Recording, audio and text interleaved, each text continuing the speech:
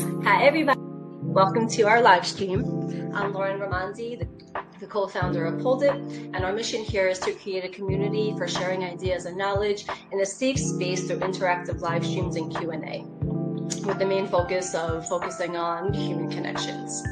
So here today on our live stream, we'll be talking about startup accelerators with the amazing Shanna Greathouse of Piggyback, who's going to talk about her experience throughout.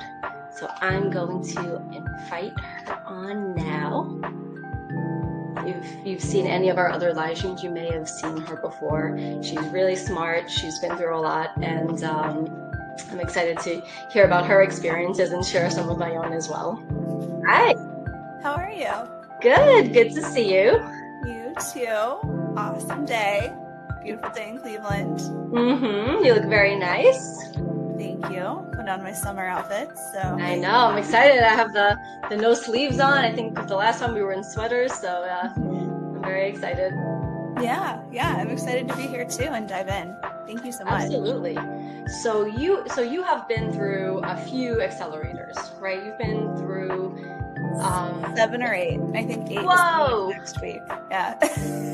Wow. Okay. So let's jump in. So accelerators. So some people get confused between accelerators and incubators. So let's start with that. So what is the difference between the two? So incubator is kind of what it sounds like. You're a really small, you're at infancy stage, you're looking to grow the idea, come up with product market fit. Well, you can do product market fit later in accelerator too, but you're testing the market, validating your idea.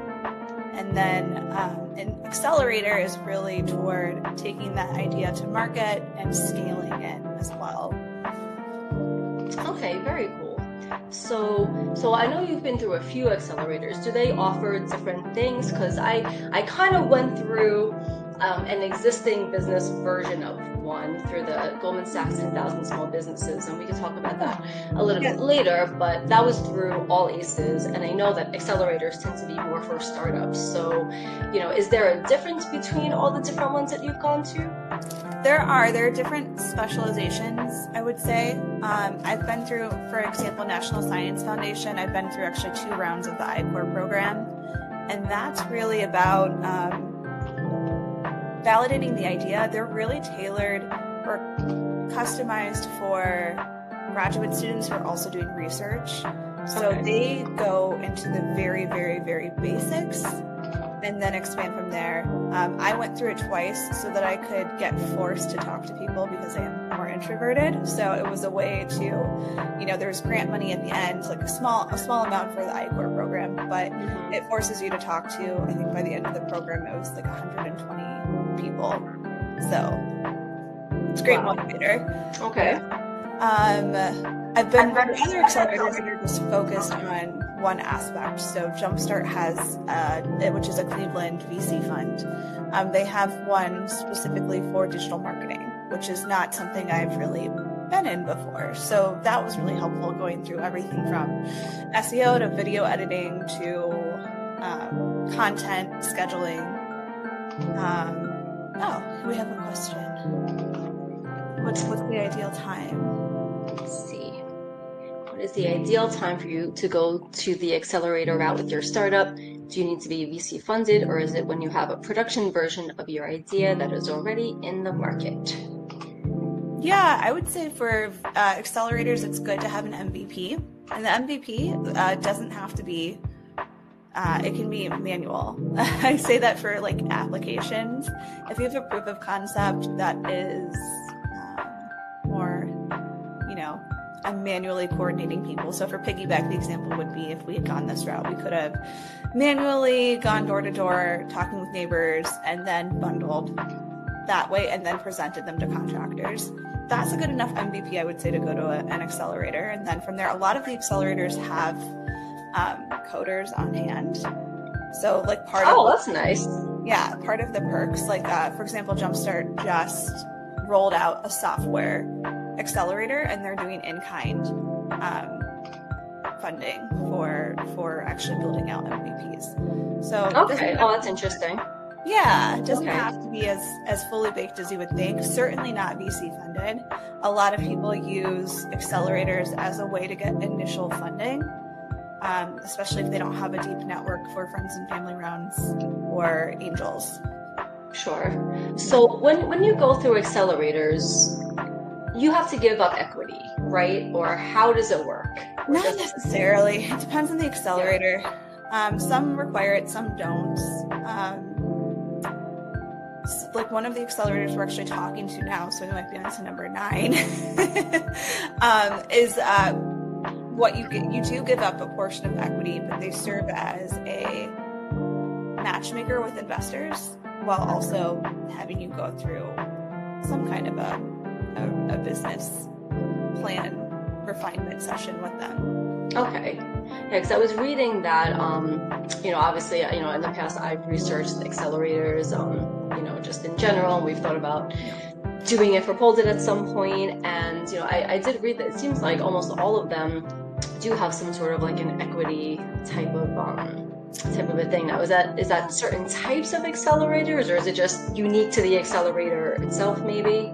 It's unique to the accelerators. A lot of them are funded through like the Economic Development Fund. Mm-hmm. So then they're getting government fund to stimulate the economy, and they get funded based on, their output, essentially, how engaged they are with the entrepreneurs, what kind of services they're providing. So the accelerator becomes an extension of that, and it locks in they're getting paid for it too. Like the funding also includes their salaries.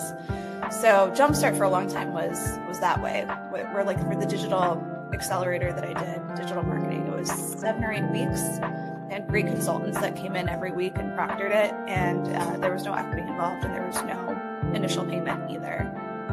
Okay. Oh, very cool.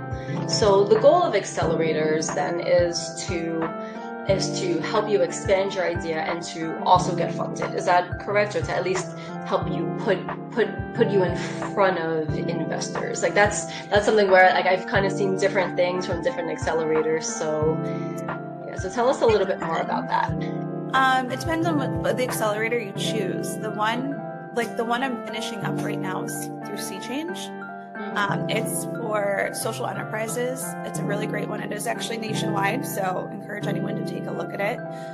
Once you need it, it's a lot of repeat curriculum from every other accelerator I've been in, and it doesn't necessarily match you with investors, though at the end there's like a pitch summit that they host. Okay. So that there are investors that are invited, so you could, in theory, there. But for me, it was more about understanding the requirements to confidently say that you're a social enterprise and you're en route to become a B Corp certification for us is what we're looking for in the future. So how rigorous the KPIs have to be. What kind of statistical modeling do you have to do to establish a baseline, if any? And so that was why I chose that one. But other accelerators, they'll match you with investors. There's one I'm doing next week where that's the goal. Okay. Yeah. So I was going to say, so I know there are a lot out there, and I've heard there are kind of some scammy ones too that you really have to look out for, that some of them are just not necessarily worth the time in the association. So, so when you have gone through these and whatnot, what process did you use to vet them? So it's really easy to get really hyped up when you get into them. I would say I had been a founder for like 2.5 months. I went through a process with an accelerator that is a TV show, which I wasn't thrilled with. Oh yeah? Which one? I don't want to say because I don't I want to watch you. We're going to look at you, Shana. No, I didn't actually do it. I didn't. So I decided against it because it did come across as a bit scammy. More for it was an interview value, right? Yeah. It was to take place as like, it was a mix of tech plus mostly small businesses, so more like the Goldman Sachs kind of oriented model for the small businesses, which was the first thing. Like, I think you should go toward an accelerator that complements your niche, and it was a competition, but then there wasn't actual prize money at the end. And then you could only stream it through their app or on Facebook, whenever I Googled, like I did the search in Meta for it, it like didn't come up. So I'm like, and you paid money to participate. Okay. Yeah. So because there's all kinds of red flags there. Yeah. You said like 3 different. Well, the lodging makes sense, right? I guess. But I don't know. Go to Oklahoma with a bunch of strangers for like 2 weeks. I mean, it seems like the real world of like accelerators. We'll talk later because there's a tie. And there you go. That makes perfect sense. Yeah. I was like, I don't think about this one. So I passed on that one. So yeah, I think you have to ask a lot of questions, see what you're actually getting out of it at the end. Look at who their past cohorts have been, and if it's a really new accelerator, make sure that they're not trying to stick you with their startup fees to get the accelerator going. Yeah, and I've never heard of that before. That's actually interesting. Of someone paying you a fee, because isn't the whole point that they're trying to help you get money because they know that you're a startup with no money, right? Like, isn't that the whole purpose of having the accelerator? It doesn't connect with people. At least that's what I found based on the hundreds of outreach from LinkedIn I get every single month asking for me to pay them to do something like generate revenue. And I'm like, don't you connect to startup pre-seed with people? Don't connect with us. Yeah, no, exactly. It seems like it defeats the entire purpose. It's like you're reaching out to the wrong audience if you're trying to find someone to pay you money. Like, somebody with a startup doesn't have money to give you. They're trying to accelerate their business in order to do that. Oh my goodness, that's so funny. So also just like, I'm gonna take a quick break for anybody. If you have any questions, or if you wanna, come on, join us on the panel to to share any insights or ask questions. You can raise your hands or ask questions in the Q&A, or of course, just BS and chat with each other in the chat now and afterwards. So just throwing that out there if you want to join us up here. We're not going to charge you. Maybe you'll get paid in equity, right? Unlike the real world of accelerators. Yeah, I will tell you about that one. Like, they had me until they're like, and it's in Oklahoma, and I'm like, not paying $4,000 to vacation in Oklahoma with a bunch of strangers. So the application process. Oh, you know what? It's funny. So I feel like so Sami's Mal just asked a question which I think might be similar to what I had just asked. So how do these accelerators decide which startups to onboard to help them? I think they're asking like, how do they choose, and that kind of goes along with tips for the application process. So let's start with the question. So it depends on the accelerator. Right. Just so you know, Y Combinator is the gold standard, and they're harder to get in than all of the Ivy League schools combined. And my mentor went through the application process to actually be flown out there and interview, and it was wild. He said, for the people that actually did make it, so he flew with his co-founders to San Francisco and completely paid for by the Y Combinator. Oh, wow. Food, lodging, whole 9 yards. He was there. They had a decision with him within the day. I want to say that's good. In a couple of hours. They're looking for polished. If you're looking at Y Combinator, it's like polished. Yes. Pedigree, connections, industry knowledge, secret sauce, and scalability. I was just reading the other day that there's a really large percentage, and I should find this, I'll put it in the chat afterward, of I think the vast majority of the people who do make it onto Y Combinator work in one of the FANG companies. So FANG is, I'm trying to remember, it's Facebook, Alphabet, I always forget the other. Is there another A or is it one A? No, probably Amazon's in there, I would assume. Amazon, Nvidia, and so G is, wouldn't it be Google? That's Alphabet, right? Yeah. I forget what the G is, but yeah, like I hear that that you have to work for one of those, live in San Francisco, have the tech background, come from a good school, or at least drop out of one, let's say, Yeah, the dropout. or something. Yeah. Which is kind of a shame. And Netflix, yes. Netflix, thank you. Yes, Netflix, that's good. Although now it probably would be NVIDIA over Netflix. But oh, Netflix. Got it. Yeah. it definitely wasn't Netflix. So like it's funny. I've heard some, people kind of having beef. I don't know if it's just hating beef or whatnot, but I know Techstars is really coming up in a national way. They're opening up incubators in different places. Yeah, they just opened, and I interviewed with Gabby down in Cincinnati through a referral. So thank you, Cindy, for that. So we're still waiting to find out, but they closed, I think, the Detroit one, but they opened the Cincinnati one, and they've shifted people from Toronto down to cover that one. So they are opening up in new markets. Techstars is, I would say, like next after Y Combinator. So, yes. Yeah. Those are the two main ones that I've heard of. And Techstars is definitely up and coming. And I do know it does seem to cater more to females, because Y Combinator historically is very, and this isn't meant to be like a woman like type of a conversation here, but it is the fact that Y Combinator is the percentage of women without a male co-founder is very low. So I feel like Techstars is a little bit more accessible and diverse.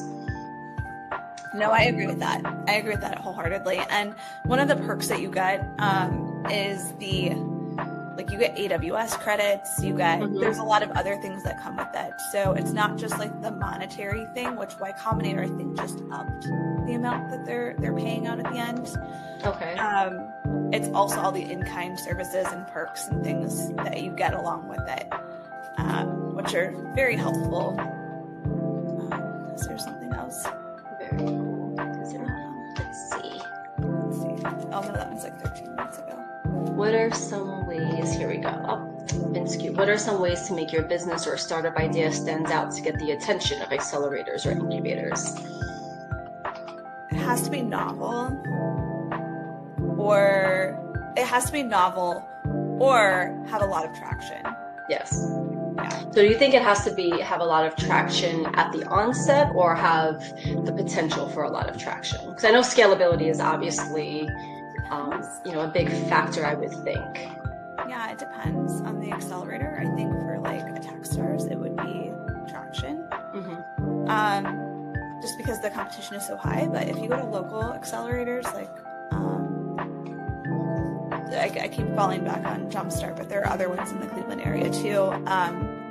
It can be the potential as well. Also, belief in the founder's passion, how the founder presents really goes a long way, just like with pitch competitions. I mean, a lot of times the accelerator application process, you submit a pitch deck, you answer a bunch of questions, and then about 50% of the time they require a founder video. So you're pitching anyways. So presence goes a long way as well. Yeah, I would think that the video is probably the make or break for any application, because ultimately people can be very good at putting things down, and I come from the world of experiential marketing